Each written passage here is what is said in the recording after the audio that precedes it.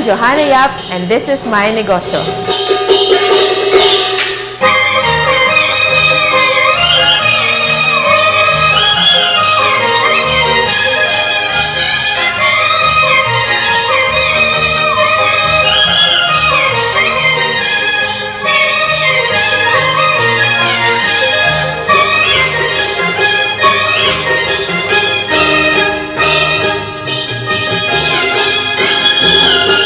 Gong Si Fa Cai, and welcome to Tiffin Delivery and Takeout.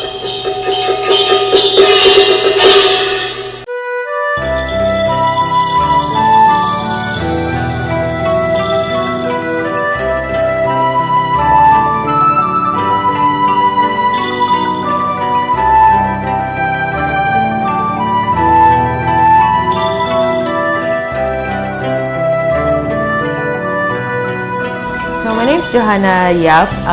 We started Tiffin. It really came out of the idea of bringing the food that you get to eat from your travels.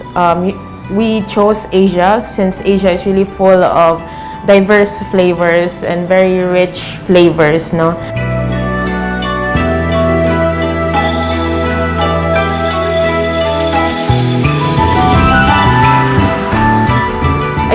Pre-pandemic, I used to travel a lot. So my favorite countries were like Japan, Hong Kong, for example. So we took those, what you get to eat there, also like from the night markets of Taiwan.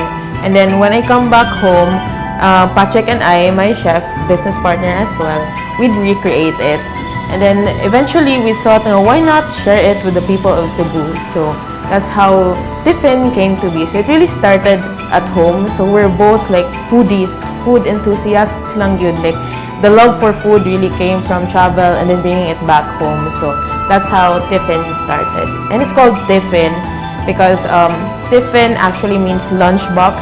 So most of our dishes, we also pack it in those boxes, so which you can take in the office or at home. And we also have the family and the party trays for bigger servings.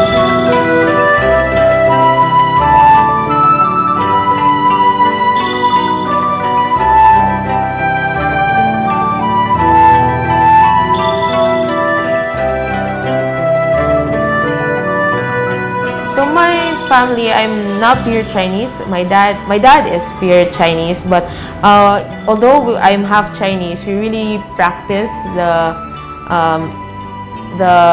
culture. So my grandparents are here. They live in Cebu also. So every Chinese New Year, we really eat out with the whole family. So it's really time to spend, to recall whatever happened during the week. It's a time to celebrate. No, it's much like Christmas or New Year, except the dishes are very specifically Chinese. No, apart from the savory dishes, I always remember having the sticky desserts like tikoy or masi. So along with the Chinese dishes, it's always a gathering of family. You eat in a round table with a lazy Susan, preferably in the center, where you lay out all the dishes you prepared.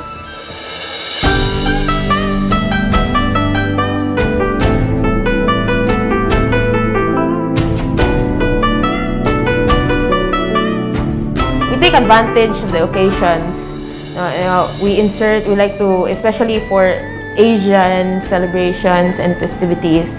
So for the Chinese New Year, we included in our menu our classics, which is the special humba with shiitake mushrooms and tea egg.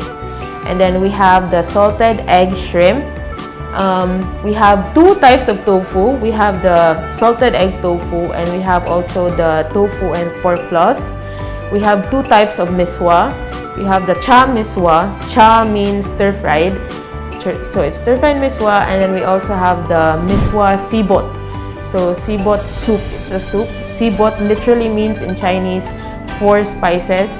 So it's a Chinese medicinal soup. So very nostalgic for a lot of older Chinese people. And then we have, of course, our egg fried rice. So people say it's Uncle Roger approved. So if people know who Uncle Roger is, he's the one who rates people's egg fried rice on the internet. And then we have, of course, our other seafood, which is the whole fish, the pampano, steamed pampano fish. And lastly, forgot our Hong Kong style pepper pork chop.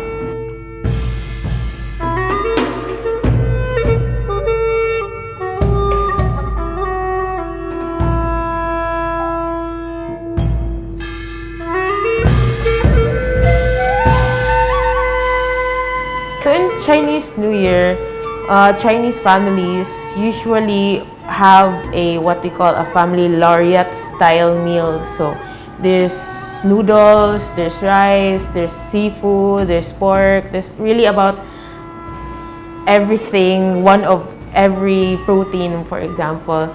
So there are a lot of symbolism involved. So one, of course, would be the noodles, because it represents longevity and happiness. So that's where our miswa comes in. So we have the two kinds, the miswa sibot and the cha miswa.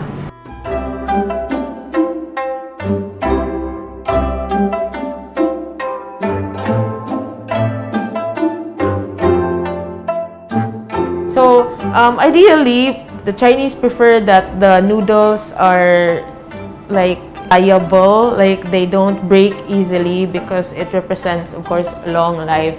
So for the miswa, it's actually a really good noodle for that, because it doesn't break easily because of how it's being made. And then for our cha miswa also, we put a lot of colorful toppings. And of course, we have to have the quail egg, because if anything that's circular, it represents new life, it represents prosperity. So we keep it that way. And then of course, for noodles, it's actually it's a staple in all Chinese events or activities, even birthdays. So the cha miswa or the miswa sibot is something that the Chinese usually have for breakfast during birthdays or anniversaries. So it really represents like good fortune and happiness.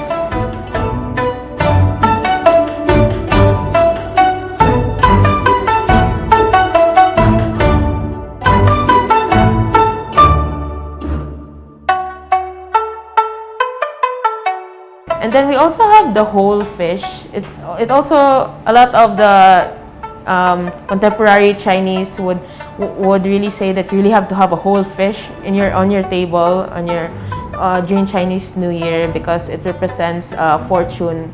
Because in Chinese, fish mean when you say fish, it's yi, and it also means yi also sounds like surplus in Chinese. So meaning there's always a surplus of fortune or money, like you'll never run out of whatever you need. So may it be money, may it be prosperity, may it be health.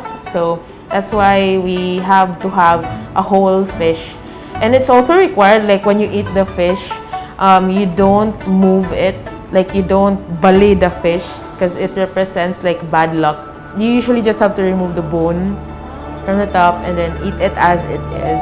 And then you face the fish.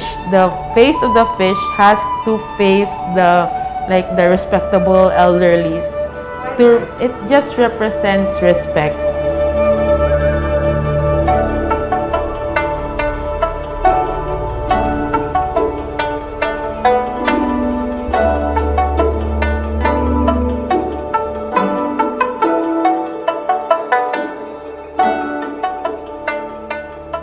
And then of course the humba it's a staple in a lot of Chinese families. Like each family has their own recipe of humba. So ours is also a little special. We braise it for long hours, and then the egg we also marinate it in tea, in black tea. So it really has a distinct taste to it. You can really eat the egg as if it were a viand itself. So again, for egg, it represents a lot of good luck and good fortune for the year ahead.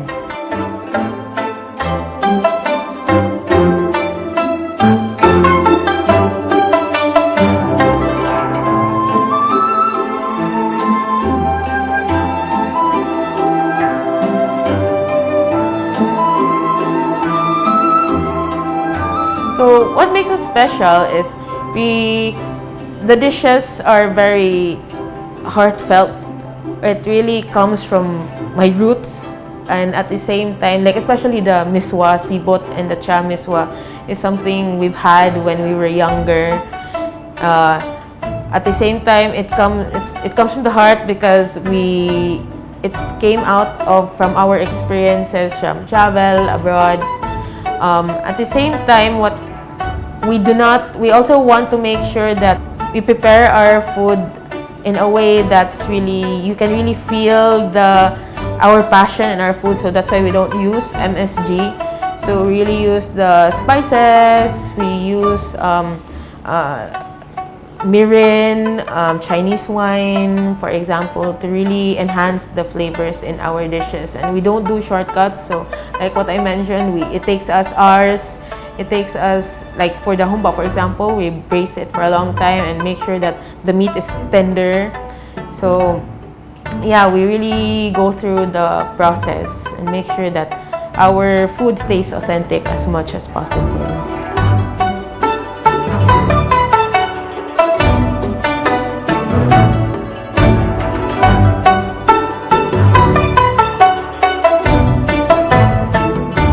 So technically, we're still, our staff is still very minimal. We're just a total of 4 people. So Patrick is our head chef. So he does all the cooking. And then he has 2 assistants to help him. And then I do everything else. So the purchasing, we do the communication with the suppliers. And then I get the orders for the day. I do the marketing. I also do the graphic artist. I do the graphics even. When it comes to, but mainly my focus is more on the accounting and finance to keep the business running. And my background, I also graduated from management accounting. So at least I get to apply what I learned back in college.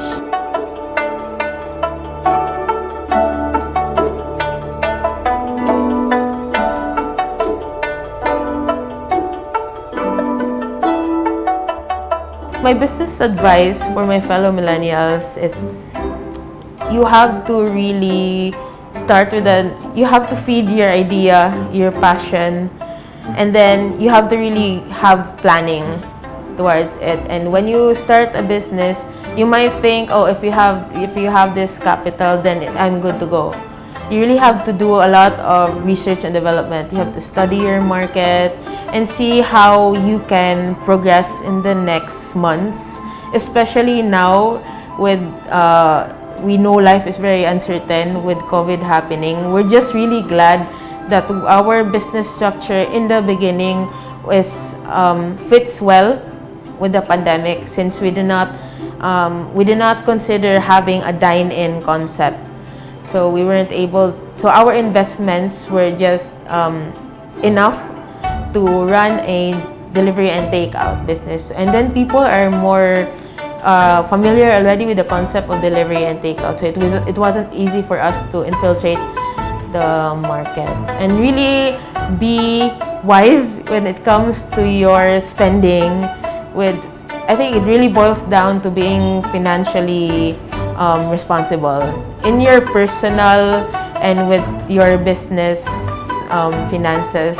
What I always tell my friends who want to start their own businesses is to really separate your entities, separate yourself from your business, so that if ever something happens with your business, then you are capable of managing both finances. Never mix it, because sometimes you can't monitor your finances personally and your business. You really have to separate both.